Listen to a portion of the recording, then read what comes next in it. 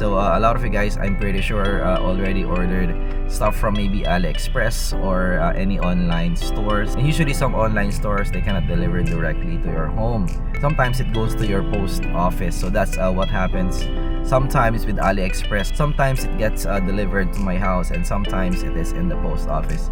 So I have some stuff in the post office right now, and we're actually gonna get it.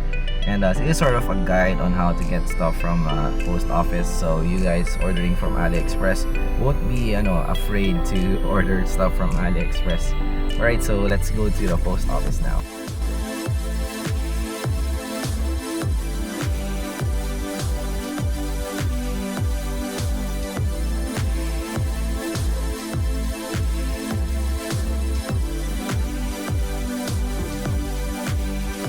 Alright, so few important things that you need to bring. So first is an ID. You need an ID for identification. So any government issued ID would be fine. Also, you need some money because sometimes for some items you need to pay a customs fee, especially if it's more than $200 or maybe more than 10,000 pesos. So usually make customs fee. So you need also the tracking number. So usually when you get shipped an item, there's a tracking number, and you can check the tracking number in PHLPOST. They have a website for that, and you can check where it is, kung nasa barko na ba siya, nasa customs port, or nasa country pa of where it came from. So you'd know where the item is, so you have sort of some peace of mind that your item is moving and it's moving to you. Because sometimes the item gets lost. That's just the reality of shipping. So there's a tracking number that you can track your items, and you need to write those down because you will write them down when you get to the PHL post office. Okay, so I actually have a couple of items. I have one from Banggood. I also have one from Aliexpress. So I'm writing the numbers down because yes, it's either in the Aliexpress app or it's being mailed to me, the tracking number. So I'm taking note of them down. I have around 4 items to get for today.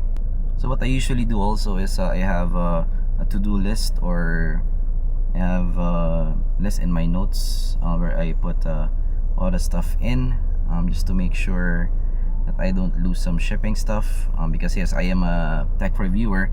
For those of you guys who's not watching the channel, I do tech reviews and I do get sent quite a number of items, so I need to take note of them. Right, so now I have the 3 items listed. Hopefully they are here in the PHL post office. So that's one thing that you need to consider before going to your post office. You need to check if the tracking number is really in your post office, because sometimes it might not be yet. It's still being shipped to your post office. So yes, check nyo doon sa PHLGOV.PH if the item is already in your vicinity. So one thing really important is the PHL post or the post office that you need to go to depends on your address. So if you're in maybe Makati, there's a Makati post office. I am in Parañaque, there's a Parañaque post office, and there's also Manila post office. So it depends on your vicinity. You need to research where your post office is, depends on your location.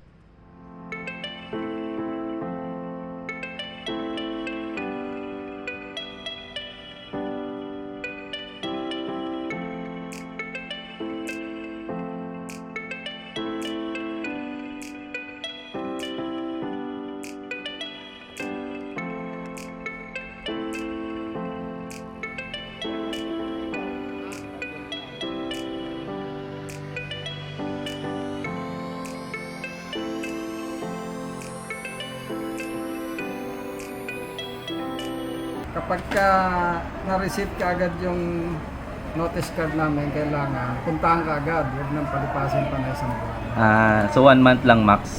1 month. Pagka lumampas na, return to sender na. Return to sender na. Pero meron kaming 3 attempts na notice na matatanggap ng address. Okay. Kailangan bago mag 1 month, yung 3 notice, puntahan ka. Okay. Alam mo na nga eh, matigas pero mo na. Okay. Ito po sir ay may bayad na 112 112. per parcel. Bali 220. So nakuha na natin items natin. It's just 2 items. So dalawang items lang. I wish it was 3 items pero mukhang hindi pala dito yung isang item. So actually what I paid is around 240 pesos. And my items cost is around 2,000 something pesos. So mga 10% yung babayaran nyo. I guess depends on the item that you're gonna buy. But yeah, you're gonna pay around 10%. So take note of that, guys, if you're gonna buy from AliExpress. Factor in nyo na yung 10% cost dun sa shipping and also the customs also. Because sometimes or most of the time mas mura talaga sa AliExpress, pero sometimes if you factor in already the cost of the customs thing and also the shipping thing, sometimes it's a little bit more expensive. But yes, that's something for you guys to note if you order. Also for me, it usually takes around 2 weeks to 1 month. It depends on the item. Sometimes the sender sends it pretty fast, sometimes naman medyo matagal. So yes, it also takes some time to get the item sent to you. So I have around maybe 100 items na sent to me, so I'm always usually here, though I don't have much time to go here all the time. So sometimes pinapaabot ko ng 1 month yung mga items, or maybe even 2 months, because yes, I get sent some items and I don't have time to go to the post office sometimes. So yes, sabi ni Kuya dun sa post office, natin patagalin ng 1 month because they're being sent back to the sender, which is something that we don't like. So buti na lang di pa sinend yung mga items ko back to the sender. I think one item is the QCYT1. It's a wireless earphone. The other one is I don't know. So we're gonna do an unboxing of this just to know what items are sent to me. And medyo maalikabok na rin siya, so medyo kadiri siya. So maybe because of their storage thing. And also take note, guys, of the opening and closing time of your post office. So in our post office, weekdays they are available. Sometimes I went weekends, wala sila. So sometimes then during holidays they're not here also. So there's one time parang bumalik ko 3 beses, parati silang sarado. So best case scenario, go there on a weekday. Wala namang masyadong tao during weekdays, well, at the least in our area. I'm pretty sure maybe Makati, there's a lot more people there, so it might be longer for you guys to wait. For me, I waited for around 30 minutes. Feeling ko kasi medyo matagal na yung item ko na nakatambay dito, so it's a lot harder to find it. But sometimes it just takes me 15 minutes to get here and get my item. So yeah, depends case to case. But I would say okay naman yung experience ko so far, especially here in Parañaque. I have tried to get items from Makati, and there's a lot more people there, and the post office is also a lot bigger. So yeah, it will depend on your place how long you will get your items. But yes, that is how you can get your items in the post office.